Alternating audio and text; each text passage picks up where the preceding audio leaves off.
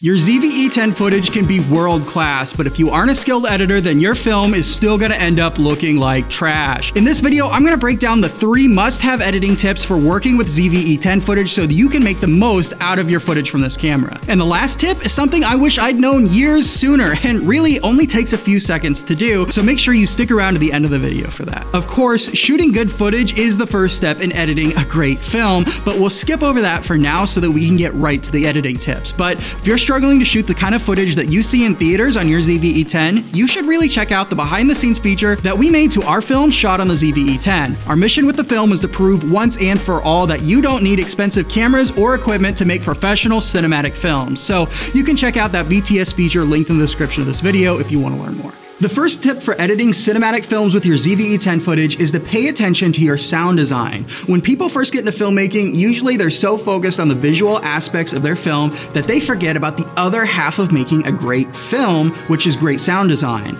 As you improve your filmmaking skills, you'll notice more and more that the timelines for your edits look less and less like this, and more like this. This is actually the timeline for my story, that film that I just mentioned that we shot on the ZV-e10. There's just some footage, a color grade, and the rest of the timeline is just all audio tracks. That's because, believe it or not, having high quality sound in your film is way more important than the actual quality of your footage. Most filmmakers know that you've got to have some kind of mic to capture the dialogue in your scene, but what they forget about is all the other little noises that you normally just tune out in real life. Things like the AC kicking on and off, someone opening and closing a door, or the sound of somebody setting down a mug on a table. These sound effects are called Foley, and things like these are super essential for immersing your audience into the world of your story, because without them, the things happening on screen just don't quite feel real. To prove my point, take a quick look at this take of my story with and without the Foley sound effects added in.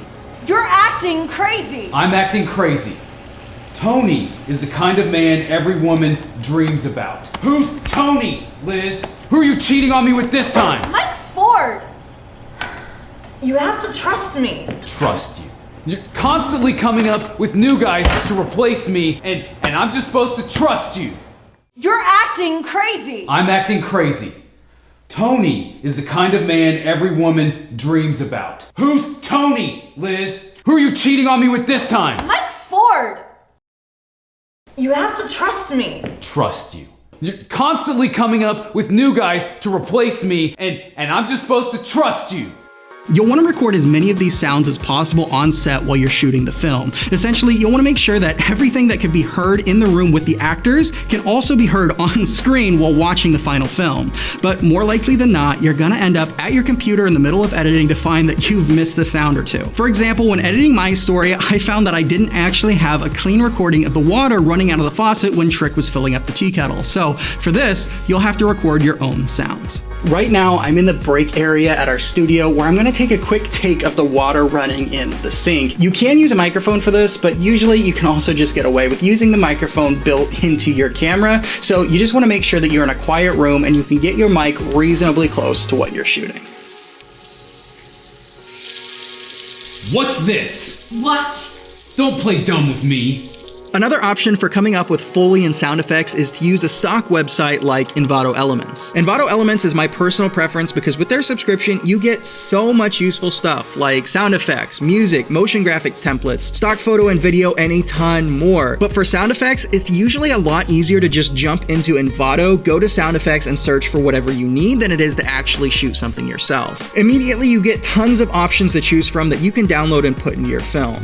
Now, none of these stock assets are going to be nearly as good as actually recording it yourself on set when you're shooting the film. That Foley that you record on set will always sound more natural and fit better into your scene. But stock assets like this definitely can be really useful for sounds that you just forgot to pick up on set. The second tip for editing ZV-e10 footage is to color correct and color grade your footage. But first, I'm gonna really quick walk you through the picture profile settings that I use to shoot on the E10 because I use a custom profile meant to mimic S-Cinetone in the more expensive cameras. Afterwards, we'll jump back into the computer and take a look at color correcting footage from this camera. Make sure you're on PP1 and arrow to the right using the scroll dial. Set your black level to -10 and gamma to Cine 4.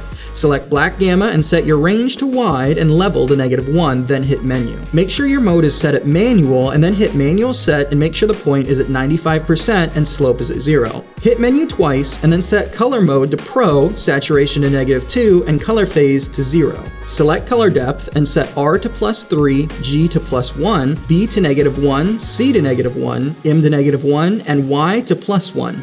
Hit menu and then set your detail level to -7. After that, you can go ahead and navigate out of the menu. So when it comes to actually editing the color in your films, there's two processes that you're gonna wanna apply to your footage. Now, I've got a whole other video dedicated to color correction and grading on the channel that I'll link in the description below, but right now, I'm just gonna go through at a super high level and explain the process of color correction so that you can implement it on your next project. Color correction is when you go through your video and correct each clip individually so that all the clips in your film match each other. So for example, you can have a sequence with 3 cuts, one that's overexposed, one that has a weird tint, and one that's a little underexposed. Color correction is the process of going through the video and correcting these issues and making all the clips match. Now, these are extreme examples to illustrate the point. Most of the time, you're gonna end up with just 2 clips, more like these 2, where one is a little bit off and just needs tweaked a hair to flow with the rest of the video.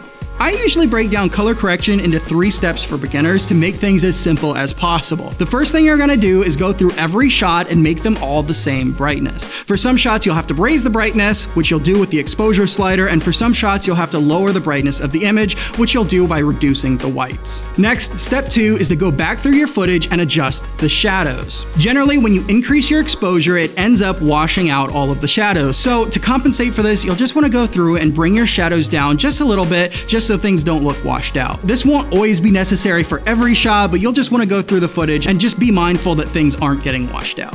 The last step to color correction is to go through all of the footage one last time and adjust the color, temperature, and tint sliders. Basically, your temperature slider shifts the color in your image towards being warmer or cooler, and your tint slider does the same thing except with green and magenta instead of blue and orange. And your goal is to make sure that all the clips look uniform and natural. Color grading, on the other hand, is something you do to the whole video, not just the clips individually. With color correction, the goal is to make the clips all look uniform and natural, but with color grading, the goal is to edit the colors to give a cinematic vibe. When you're first getting started with color, you may just want to color correct the footage and then save grading for when you're ready to go deeper with color. And there's nothing wrong with that. We won't dive into grading in this video or it'd be a much longer video, but again, if you want to learn more about how to take the color in your footage and transform it from looking like this into looking like this, go ahead and check out that full color correction and grading tutorial linked in the description.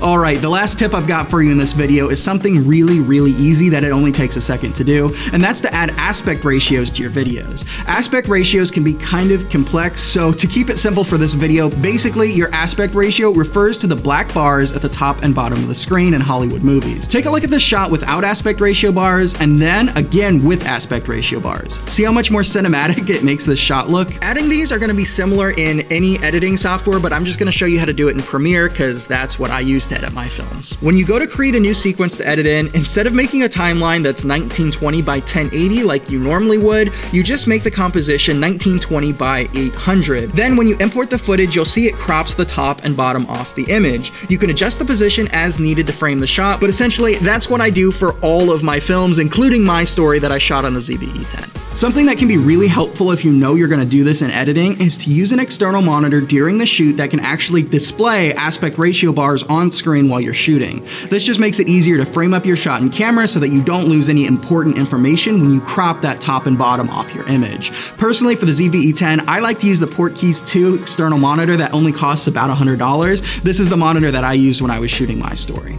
Now, like I've talked about at the start of the video, if you're struggling to shoot the kind of footage that you see in theaters on your ZV-e10, you should really check out the behind-the-scenes feature we made to the film we shot on the ZV-e10. Obviously, if the footage you're working with doesn't look Hollywood quality, there's not a lot you're going to be able to do in editing to give it a professional feel.